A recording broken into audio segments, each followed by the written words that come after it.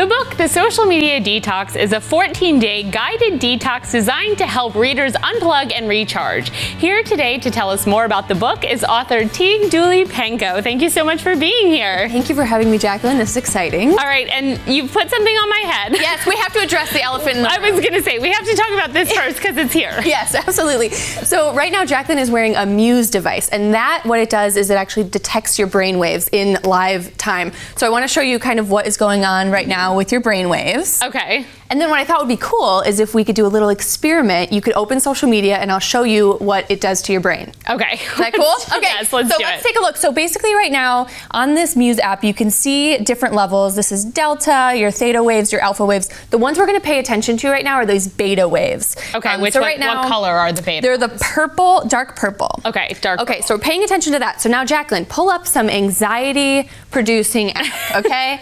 Give me an Instagram. Give me a Facebook. Okay, I've got Instagram pulled up. Okay, and now you're looking at your feed. What are you seeing? Okay. You're seeing job updates. People are having babies. I was gonna say I'm seeing all sorts of things. People who've been on the show. I'm seeing friends back home. Friends from when I used to work on a cruise ship. Okay, and now check this out. Your beta waves are actually increasing as you look at that social media feed, which is pretty incredible. And so basically beta waves, it's good to have some beta wave activity, obviously, throughout the day. It usually means you're more alert, you're more focused on something. Right. But the problem is when you have too much beta wave exposure, too long, prolonged periods of beta waves, it actually leads to stress, anxiety, that feeling of overstimulation, and really can lead to some big problems. Right. So you wrote this book. Do I need to keep this on, or are we done with the experiment? Don't you love it?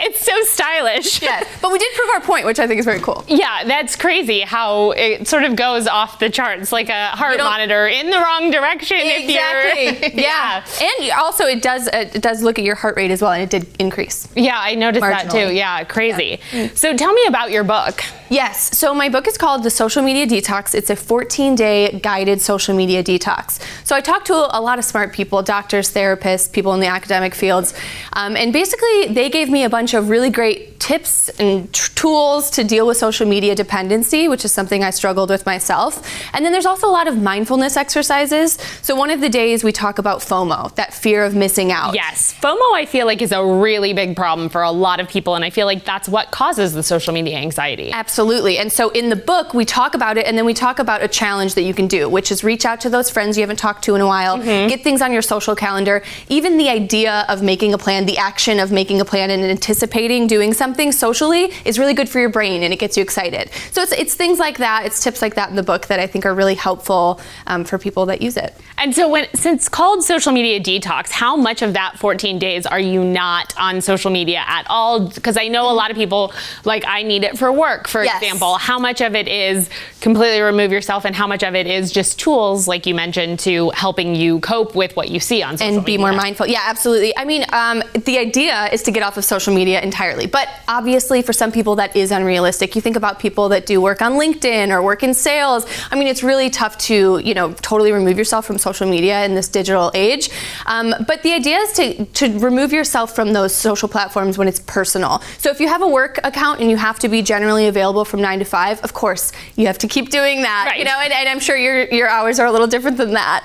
But when you go home and when you have that time with your family and your friends, really try to disengage with that phone, and you'll kind of see a huge difference. And I think that's a really important point of, especially when you are with other people, you should not be half listening, half paying attention, half doing something else, because that I feel like is where then they feel like you're not present, you're not engaged. We've even done when we have board game nights where you have to put your phone in the bowl, and whoever picks up their phone first, that's a game in itself, loses. Absolutely. I mean, really, if we can start to find times where we can be phone free, like we talk about in the book, we've talked about phone free zones. So maybe your bedroom, or maybe the kitchen table, or maybe when you're having dinner, no phones in that zone, and then no one's tempted to pick it up.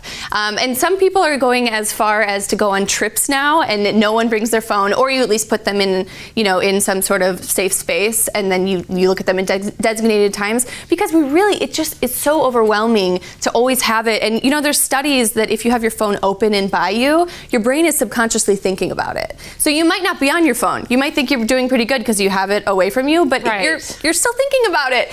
So it's really removing it from your life makes such a difference. And I think going one step further, besides even just social media detox, phone detox, having a couple of hours even where you put your phone on do not disturb, put it aside, or even for me, shutting off notifications was huge. Once I turned off notifications, that for me was half the battle right there. Absolutely, yeah, no, notifications are huge. Muting accounts that trigger you and make you feel bad. I mean, I have some people that I had to mute on social media. You just have to do it because it might not be any fault of their own. It's just for some reason it brings something up, you feel bad about it when you see it, and so to really mute that does so much for your mental health. Absolutely. So where can they pick up your book if you would like to read the Social Media Detox? Yes, absolutely. It is available on Amazon, or you can find more information on social-media-detox.net. Perfect. Well, if you want more information, you can visit us on the web after the show at ciLiving.tv.